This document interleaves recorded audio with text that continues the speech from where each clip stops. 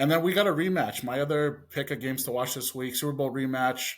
Probably an easy way out for me to, intro me to the show. Shark is, Niners Chiefs. That's an easy one to circle. But Super Bowl rematch. Chiefs will be traveling to Levi Stadium for this one. Whenever you get a rematch and it's like the hard luck loser, obviously they lost in overtime. Another heartbreaking, Kyle Shanahan kind of collapsed late there. And then the Chiefs are coming off a bye week. Fun tidbit: Chiefs have won their last 12 West Coast games on a Sunday. I know that might be skewed a little bit because they do play in Vegas and LA. So I'm sure that those are probably a number of those wins. But hey, stat's a stat. So Wins a last win. 12 still Yeah. can't. Yeah, wins a win. 12 straight, still can't discount that. And then obviously, you know what I'm going to say here: Andy Reid off a bye. He's 21-4 in his coaching career off a bye week. So you're giving Andy week another week to prepare. The Chiefs have. I don't think either of these teams have looked right, but they figure out ways to win. At least more so the Chiefs than the Niners. The Niners defense hasn't looked quite as intimidating. They blew that late lead against the Rams. They lost to then did the same thing to the Cardinals 2 weeks later. The Chiefs, it's just not pretty, but they get it done. I mean, Juju Smith-Schuster, who looked like his career was over a year ago in New England, now with Rashee Rice unfortunately going down, he stepped up. He looks good. Kelsey and Mahomes were getting on the same page in their last matchup against the Saints. And then it doesn't matter who the running back is. I mean, honestly, the way that offensive line's been playing, obviously with Patrick Mahomes, it just seems like insert player into that offense and they will get it done on the ground. And I love the Crocky J highlights where they go to the crocodile of why am I blanking on his name? The running back there for the Kareem Hunt. Chiefs. No, Number the white kid. 42. Yes. Oh, I see. You're blanking on his name too. Yep. Either way, he's known for his crocodile. So, Crocky J, he's going to be rooting on his boy. I like the Chiefs in this matchup. It's just hard to go up against Andy Reid in this spot, and I really don't like the way the Niners have looked. The Chiefs' defense has been outstanding. It's overshadowed, I think, Mahomes in that offense.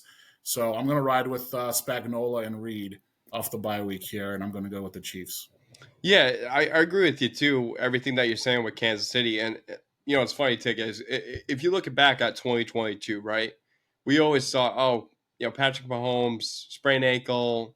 There's no way he's going to be able to do what he did, on a bummed ankle. Well, guess what? He won a Super Bowl. But the key component for me these past few years has been Steve Spagnuolo's defense. I mean, let's call it what it is. It's a dominant force on that football field. And if you have to go up against them, they'll find a way to win. And Patrick Mahomes is smart enough, at least in the postseason. This year he's struggling, giving up a lot of interceptions.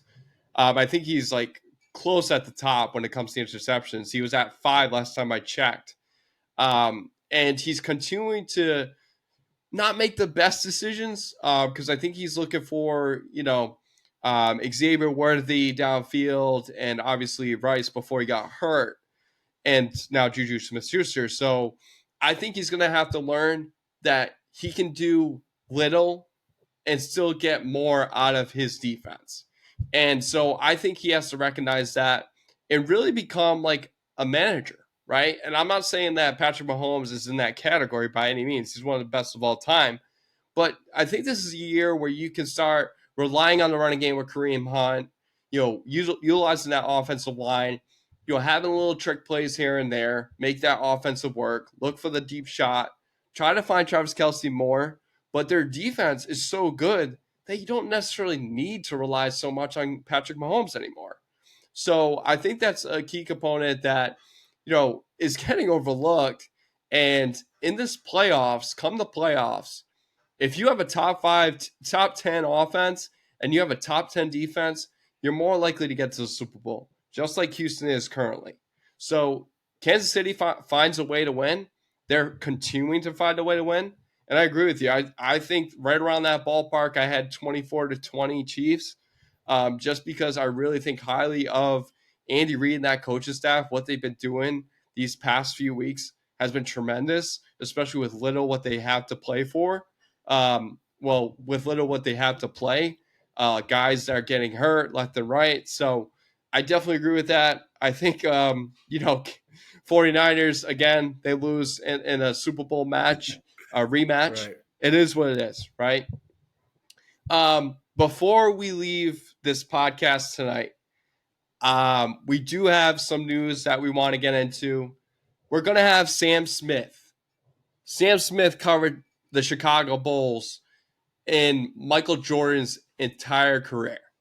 And he's continuing to cover the Bulls with Billy Donovan, former Providence College Friar, running the show. So we're going to have him come on tomorrow night. We're going to discuss all about Michael Jordan's days, the last dance, the current Bulls situation, maybe some stories we don't know about behind closed doors. So we're glad to have him. But as far as Ticket goes, Ticket, I didn't have the opportunity to introduce yourself as much as I would like early on.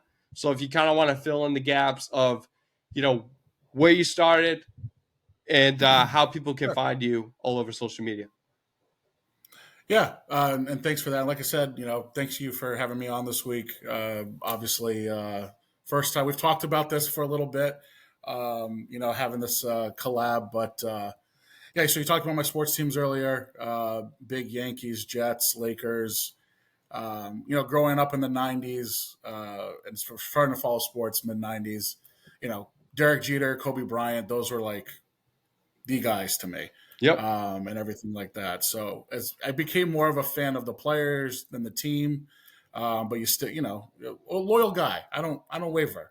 So even though it's been some rough years, especially now with the Lakers, it's been real rough. And I know you got the Banner 18 hat right there shoved in my face, but Come on. yeah. Come on. Love it. But yeah, I went to Bryant University, local guy, Rhode Island guy. Went to LaSalle, Bryant University. There, I actually hosted an award-winning sports radio show on WJMF radio. It was called Andy and the J Dogs. I had two co-hosts. We had a producer. Very, very well done show. I might add. Luckily, like I said, we had a producer, so it made us look good. It helped that, like, when you're in college, not many shows had producers. We had a producer, so that definitely helped. And then I hasn't been on in a while, but a couple years ago, I had a podcast on sportsmanlike conduct podcast with one of my hosts at the time, Ryan Aruda. We did that for probably about 3 or 4 years. Once the pandemic hit and things like that, it just was tough to get it back going again with way our schedules were. So it's been a while since I had a chance to, come on a platform like this. Very excited to have the conversation with Sam Smith tomorrow. And hope you're having me back. This is a lot of fun.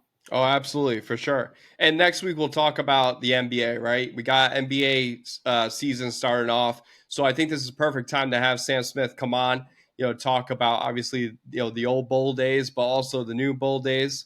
And that way we can get into predictions next week for the NBA. So thanks to everyone tuning in. Ticket, thanks for joining. And we're glad to have you back next week.